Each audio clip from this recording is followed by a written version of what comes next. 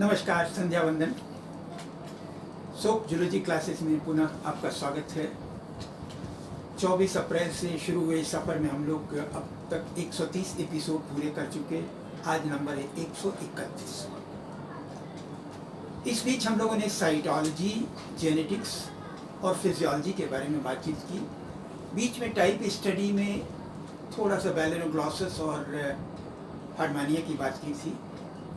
अब फिजियोलॉजी के बाद पुनः बायोकेमिस्ट्री का नंबर आता है, बायोकेमिस्ट्री और मॉलिक्यूलर बायोलॉजी, जिसमें हम बायोकेमिस्ट्री ऑफ बायोमॉलिक्यूल्स और उनकी मेटाबॉलिज्म के बारे में स्टडी करेंगे।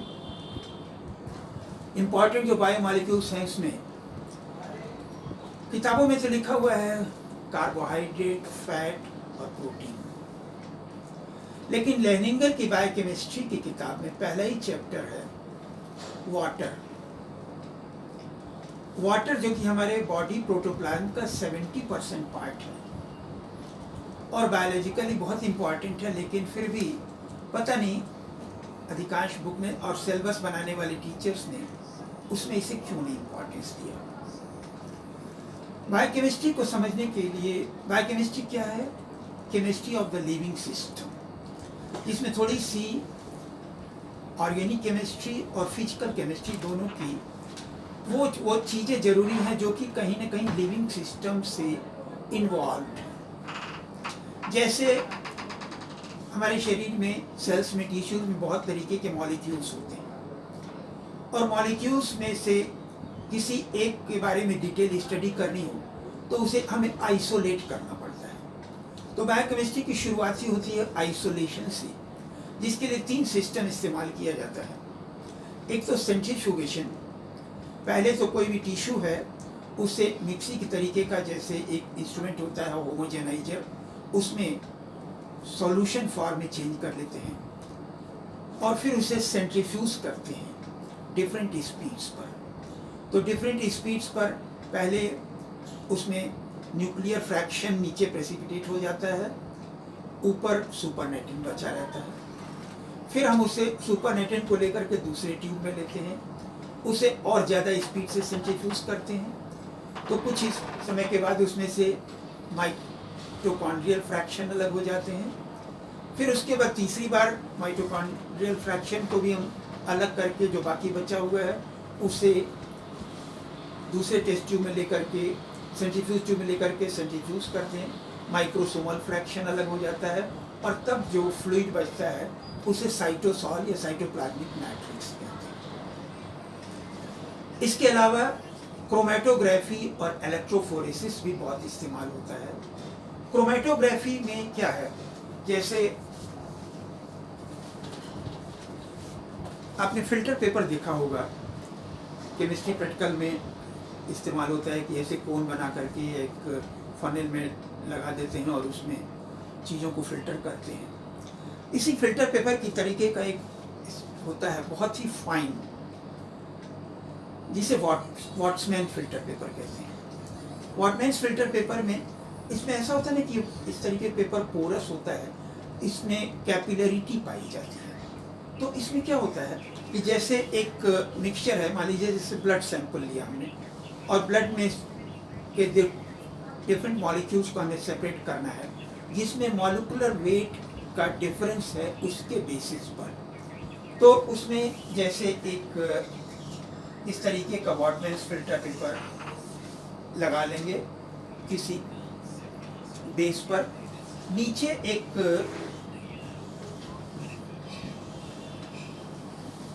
बेसिन में एक सॉल्वेंट रख लेते हैं।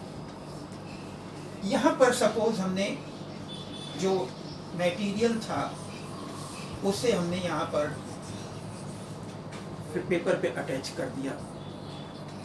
अब क्या होता है कि ये जो सॉल्वेंट है, solvent benzene, ethanol, chloroform, ether, हम कुछ भी ले सकते हैं। तो वो जो सॉल्वेंट है धीरे धीरे क्या होगा, यहाँ से ऊपर चढ़ता जाएगा। अब इस मॉलिक्यूल्स के मिक्सचर में से कुछ मॉलिक्यूल्स का वेट ज़्यादा होता है, कुछ का कम होता है। तो उसके बेसिस पे क्या होगा कुछ देर के बाद जैसे जो भारी मॉलिक्यूलर वेट वाला मॉलिक्यूल है, जैसे वो इस सॉल्वेंट के साथ खिसक करके यहाँ तक पहुँच गया, और फिर उसी बीच में जो एक हल्का कम मॉलिक्यूलर वेट वाला मॉलिक्यूल है, वो हल्का होने के कारण क्या था, सॉल्वेंट ड्रैग से यहाँ तक पहुँच गया। तो अब दोनों सेपरेट हो गए। अब इसमें हम क्या करते हैं, थोड़ी देर के बाद यहाँ तक जैसे सॉल्वेंट पहुँच गया, अब हम इसे पेपर को ऐसे इस स्ट्रिप को अलग काट लेंगे, इस स्ट्रिप को अलग काट लेंगे। इसको लेकर के हमने एक ट्यूब के अंदर सॉल्वेंट में डिसॉल्व कर दिया, इल्यूट कर दिया। दूसरे में इसको हमने लेकर के दूसरे ट्यूब में इल्यूट कर दिया। अब ये क्रोमेटोग्राफी कई तरीके का होता है। पेपर क्रोमेटोग्राफी भी होता है, कॉलम क्रोमेटोग्राफी भी होता है कि जैसे जो डॉट पेन या पेन की जैसे रिफिल है, इस तरीके की पतली सी ट्यूब है, उसमें जैसे टूथपेस्ट या जैम होता है, जेली होता है, तो उस तरीके का मीडियम सल्फेडेक्स जेल या सिलिका जेल मीडियम भर लिया हमने, और उसमें फिर या तो फिर इसे क्रोमेटोग्राफी में पेपर क्रोमेटोग्राफी भी होती है, लिक्विड क्रोमेटोग्राफी भी होती है कि सॉल्वेंट जैसे कि एक ग्लास की प्लेट ले लिया, और जैसे वो आपकी दीवार पे जब वाइट वॉश होता है तो उस समय जो चूने की कोटिंग हो जाती है, तो उस तरीके से कोटिंग डिपॉजिट कर दिया हमने, और वो भी मीडियम की तरफ से काम करता है, और उसे ऐसे ही बेसिन में हमने रख दिया, सॉल्वेंट रख दिया, बीच में जो मॉलिक्यूल्स का मिक्सचर है उससे हमने लगा दिया।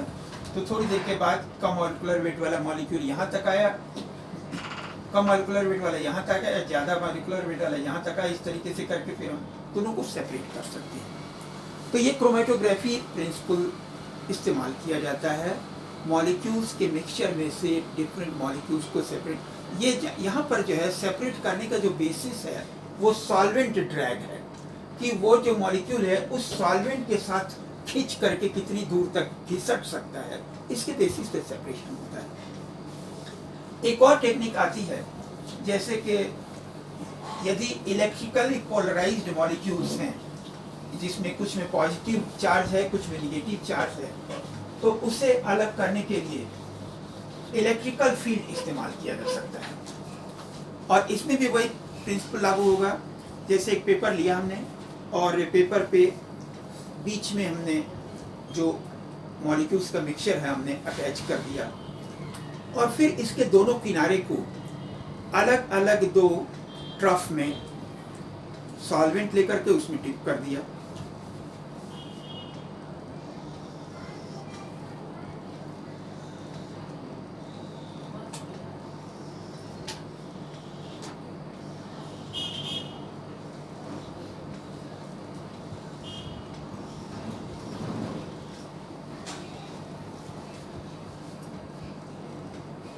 अब यहाँ पे दो इलेक्ट्रोड लगे हुए हैं, और इलेक्ट्रोड से फिर इसको कनेक्ट कर दिया।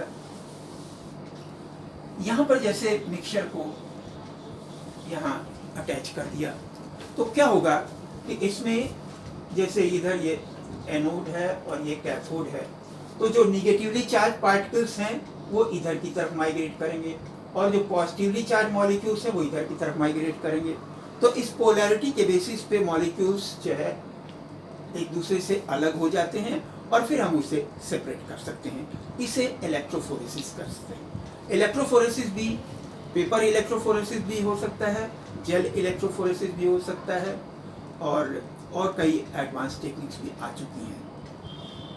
क्रोमेटोग्राफी में भी कॉलम क्रोमेटोग्राफी भी आ चुकी है, जिसमें कि ब्यूरेट की तरह का इंस्ट्रूमेंट होता है, और उसमें मीडियम भर देते हैं, ऊपर से मिक्सचर सॉल्वेंट के साथ डिपॉजिट उसमें भर दिया हमने, नीचे की तरफ से वो धीरे धीरे अलग होता जाता है। तो डिफरेंट फ्रैक्शन जब अलग करते हैं तो उसमें डिफरेंट मॉलिक्यूल्स अलग हो जाते हैं। एक बात तो ये पहली चीज़ है बायोकेमिस्ट्री में कि हमारे शरीर में बहुत सारे मॉलिक्यूल्स हैं सेल्स और टिश्यूज़ में, और उनमें से किसी मॉलिक्यूल के बारे में हमें स्टडी करना है तो उसे पहले सेपरेट करना है। तो सेपरेट करने के लिए ये तीन प्रोसीजर और भी टेक्निक्स हो सकती हैं, लेकिन ये सब बेसिक ये है कि तो सेंट्रीफ्यूजेशन या क्रोमेटोग्राफी या इलेक्ट्रोफोरेसिस इस्तेमाल किया जाता है। अब इसके बाद दूसरी चीज़ ये है कि सेल में रिएक्शंस मोस्टली रिवर्सिबल होते हैं, लेकिन फिर भी किसी समय किस डायरेक्शन में होंगे ये कैसे डिसाइड होता है। हमेशा 99% रिएक्शन जो है, जैसे A प्लस बी मिल करके C प्लस D बना रहा है, तो थोड़ी देर के बाद क्या होगा, कुछ C और D मॉलिक्यूल्स मिल करके फिर से AB बनाने लगेंगे और दोनों का कंसंट्रेशन एक इक्विलिब्रियम स्टेट पे आकर के रुक जाएगा। यदि हम ये वाला रेट ऑफ रिएक्शन V1 है, ये V2 है, तो V1 will be proportional to active mass of A into active mass of B, और यदि हम इस प्रोपोर्शनलिटी के चिन्ह को हटाएंगे तो एक कांस्टेंट यूज हो जाएगा, और इसी तरीके से V2 जो बैकवर्ड रिएक्शन है, V2 प्रोपोर्शनल होगा active mass of C into active mass of D के, और ये बराबर का चिन्ह रखेंगे जब, तो एक और कांस्टेंट यहाँ पे अटैच हो जाएगा K2 into C into D। जब इक्विलिब्रियम इस्टेब्लिश हो जाएगा तो उस समय ये दोनों रेट ऑफ रिएक्शन बराबर हो जाएंगे। ऐसा नहीं रिएक्शन रुक जाएगा, रिएक्शन रुकेगा नहीं, चलता रहेगा। बस इतना होगा कि जितने A प्लस बी मिलकर के C प्लस डी बना रहे हैं, उतने ही C प्लस डी मिलकर के। अब किसी समय जो रेट ऑफ रिएक्शन किधर की तरफ चलेगा, यदि हम इसमें किसी समय ऐड कर दें A और B, तो क्या होगा, इक्विलिब्रियम डिस्टर्ब हो जाएगा और कुछ A और B मॉलिक्यूल्स मिलकर के C और D मॉलिक्यूल्स बना लेंगे, या फिर C और D मॉलिक्यूल्स फिर मान लीजिए कोई और मॉलिक्यूल्स बना ले रहे हैं E ऑफ F, या इसमें से कुछ मॉलिक्यूल्स को रिमूव कर दें हम, तो भी रेट ऑफ रिएक्शन इधर की तरफ बढ़ जाएगा। जस्ट अपोजिट इसका, यदि C या D मॉलिक्यूल ऐड करेंगे तो रेट ऑफ रिएक्शन इधर की तरफ होगा। A प्लस या B में से हटा देंगे तो क्या होगा, फिर ये रेट रिएक्शन होगा। तो इस तरीके से अभी आप बाद में देखेंगे कि सेलुलर रेस्पिरेशन में हर सेल में जब कार्बन डाइऑक्साइड बनता है तो वो वाटर में डिजॉल्व होकर के कार्बोनिक एसिड बनता है, फिर वो NaCl से मिलकर के NaCO3 बनता है। तो वो एक ही रिएक्शन है, लेकिन वहीं एक जगह तो बॉडी सेल्स के पास CO2 निकलता है तो वो NaCO3 बना लेगा, और वहीं जब लंग्स एल्वियोलाई के पास पहुंचता है तो CO2 निकल करके बाहर चला जाता है, तो इसलिए वो जस्ट अपोजिट साइड में रिएक्शन होने लगेगा। तो पहली बात तो ये है बायोकेमिस्ट्री में कि रिवर्सिबल रिएक्शंस में भी डायरेक्शन किधर की तरफ होगा रिएक्शन, ये पहला चीज़ तो केमिकल इक्विलिब्रियम या लॉ ऑफ मास एक्शन से कंट्रोल होता है। अब दूसरी बात है, एक चीज़ है थर्मोडायनेमिक्स।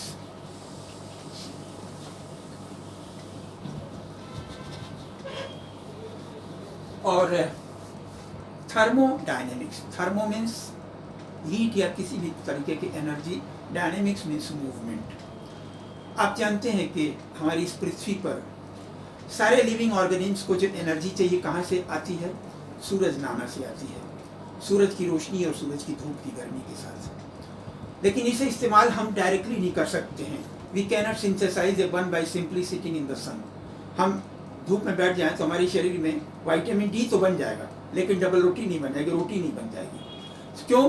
क्योंकि सिर्फ हरे पौधों के क्लोरोफिल मॉलिक्यूल में ये क्षमता है कि वो सूरज की रोशनी की एनर्जी को ट्रैप करके केमिकल बॉन्ड एनर्जी में कार्बोहाइड्रेट में चेंज कर लेते हैं फोटोसिंथेसिस के दौरान।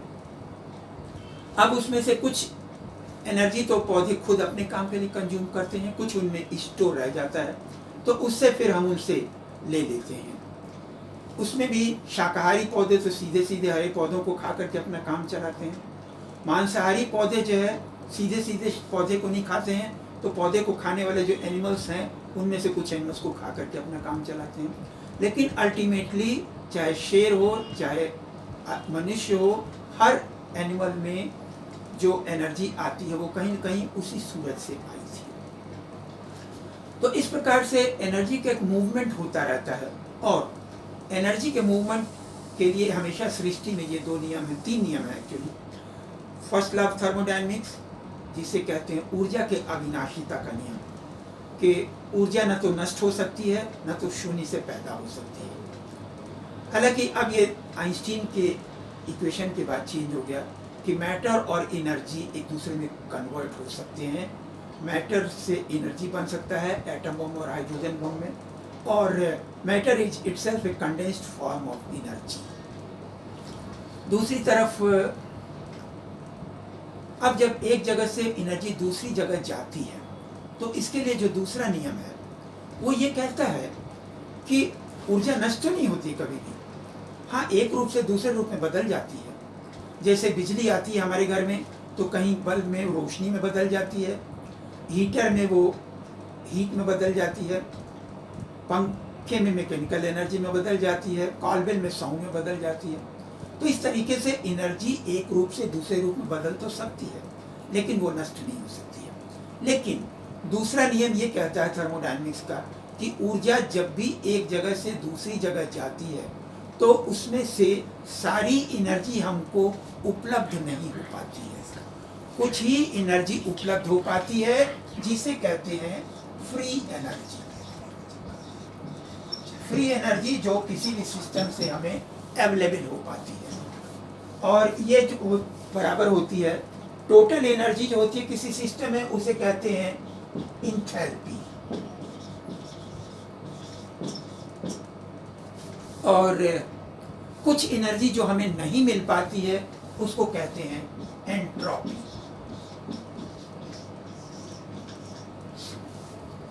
इसके लिए एक इक्वेशन है, फ्री एनर्जी को कहते हैं डेल्टा ई बराबर इंथैल्पी चेंज को कहते हैं डेल्टा एच माइनस एंट्रोपी को कहते हैं T delta S.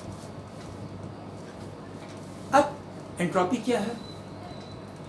Entropy is a measurement of randomness और डिसऑर्डर ऑफ ए रिएक्शन। इसका मतलब क्या है?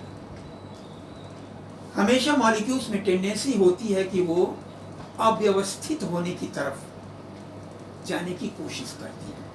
इसको आप यूं समझें कि जैसे एक कमरे में हमने एक स्टूल पर परफ्यूम की बोतल रखी है,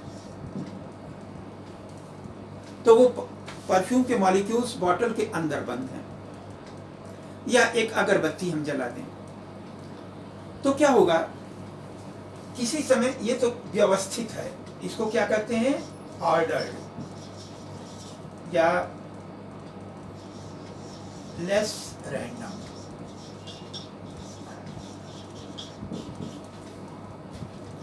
और यदि स्टूल पर से गिर करके वो परफ्यूम की बोतल टूट जाए तो क्या होगा?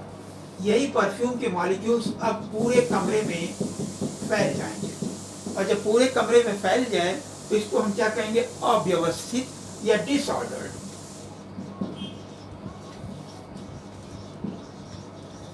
या इस अब ये मोर रैंडम, रैंडम मतलब होता है अस्त व्यस्त या व्यवस्थित, बिखरा हुआ।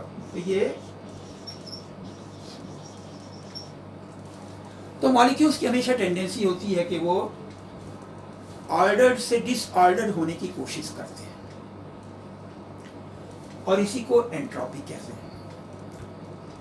यानी कि जिस रिएक्शन में, देखिए परफ्यूम की बोतल टूट गई, उसे कमरे में बिखर गई, वो आसान है क्योंकि उसमें लॉस ऑफ एंट्रोपी हो रही है। लेकिन कमरे में परफ्यूम के मॉलिक्यूल्स बिखर गए, अब उसे हम फिर से बॉटल के अंदर बंद कर रहे हैं तो क्या होगा? ये जरा मुश्किल हो जाएगा, क्योंकि जो परफ्यूम के मॉलिक्यूल्स के बिखरने की जो टेंडेंसी थी उसके विपरीत हमें काम करना पड़ेगा। तो इसीलिए जो भी रिएक्शंस ऐसे हैं जिसमें कि एंट्रोपी लॉस हो रहा है वो तो आसानी से हो जाएगा, लेकिन जिसमें एंट्रोपी गेंद के उल्टी तरफ काम करना है वो मुश्किल से होगा। बर्फ़ को आप रख दें आसानी से वो पिघल जाएगा, लेकिन पिघले हुए पानी को बर्फ़ बनाने में ज़्यादा मेहनत करनी पड़ेगी। तो एक बात ये कि पूरे यूनिवर्स में और असल में जो थर्मोडायनेमिक्स के नियम बनाए गए थे पहले क्लोज्ड सिस्टम के लिए बनाए गए थे। क्लोज सिस्टम जैसे थर्मस फ्लास्क है, वो उसका कहीं बाहर की दुनिया से कोई संपर्क नहीं है, उसके ठंडक गर्मी उसी के अंदर बंद है। लेकिन लिविंग सिस्टम एक ओपन सिस्टम है जिसमें बाहर से भी एनर्जी आती रहती है, एनर्जी जाती रहती है। तो इसमें थर्मोडायनेमिक्स का नियम लागू होता है नहीं होता है। बाद में वैज्ञानिकों ने महसूस किया कि हाँ, सेल लिविंग सिस्टम एक ओपन थर्मोडायनेमिक सिस्टम है, लेकिन फिर भी इसमें थर्मोडायनेमिक्स के नियम लागू होते हैं। तीसरी एक और चीज़ है रिडॉक्स पोटेंशियल, कि एक तो होता है ऑक्सीडेशन और दूसरा होता है रिडक्शन। ऑक्सीडेशन क्या है? कोई भी चीज़ ऑक्सीजन से बाइंड हो या उसमें से हाइड्रोजन अलग हो या उसमें से लॉस ऑफ इलेक्ट्रॉन हो, तो इसको ऑक्सीडेशन कहते हैं। और दूसरी तरफ कोई चीज़ यदि हाइड्रोजन से बाइंड हो, उसमें से ऑक्सीजन निकल जाए या फिर उसमें गेन ऑफ इलेक्ट्रॉन हो, तो उसे रिडक्शन कहते हैं। अब मॉलिक्यूल्स और एटम्स के आउटर मोस्ट ऑर्बिट के इलेक्ट्रॉन नंबर के बेसिस पर उनमें ऑक्सीडाइज होने या रिड्यूस होने की कैपेसिटी अलग अलग होती है। इसको कंपेयर करने के लिए क्या करते हैं, किसी स्टैंडर्ड से कंपेयर करते हैं। चाहे हाइड्रोजन इलेक्ट्रोड से कंपेयर करें तो एक तरफ जो उसकी तरफ इलेक्ट्रॉन देने वाले एलिमेंट होंगे ऑक्सीडाइज होने वाले होंगे, ऑक्सीडाइजिंग एजेंट होंगे, और उसके दूसरी तरफ वाले जो रिड्यूसिंग एजेंट होंगे, या मरकरी इलेक्ट्रोड या कैलोमेल इलेक्ट्रोड के अगेंस्ट में। तो फिलहाल जितने भी मॉलिक्यूल्स हैं उनका रिडॉक्स पोटेंशियल अलग अलग है, और उस रिडॉक्स पोटेंशियल के हिसाब से उनको एक डेफिनेट सीक्वेंस में अरेंज किया जा सकता है। तो एक्चुअली जैसे ग्लाइकोलिसिस साइकिल के रिएक्शंस हैं, आप उसमें देखेंगे कि वहीं पे ठीक है, ग्लूकोज एटीपी से एक एनर्जी लेकर के ग्लूकोज 6 फॉस्फेट बनाता है, ये रिवर्सिबल रिएक्शन है। लेकिन ग्लूकोज से ग्लूकोज 6 फॉस्फेट बनने में और ग्लूकोज 6 फॉस्फेट से ग्लूकोज बनने में दोनों का रिडॉक्स पोटेंशियल का डिफरेंस अलग अलग होगा। तो इसलिए ग्लूकोज से ग्लूकोज 6 फॉस्फेट आसानी से बनेगा और ग्लूकोज 6 फॉस्फेट से ग्लूकोज मुश्किल से बनेगा। तो इस तरीके से तीसरा जो फैक्टर है बायोकेमिस्ट्री में कि रिडॉक्स पोटेंशियल भी कंट्रोल करता है कि किसी भी रिएक्शन की डायरेक्शन को डिसाइड करने के लिए। तो ये पहली तो बायोकेमिस्ट्री की बेसिस है।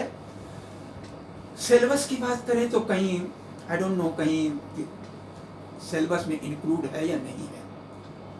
कुछ जगह हो सकता है शायद सिलेबस में इंक्लूड हो, कुछ जगह नहीं इंक्लूड हो, लेकिन बायोकेमिस्ट्री को समझने के लिए ये जरूरी है, तो इसलिए हमने आपको शॉर्ट में बताया। अब इसके बाद अगले टर्न पे आपको डिफरेंट मॉलिक्यूल्स, पहले वाटर, फिर कार्बोहाइड्रेट, प्रोटीन, लिपिड और फिर इनके मेटाबॉलिज्म के बारे में हम लोग चर्चा करेंगे। धन्यवाद, थैंक यू वेरी मच।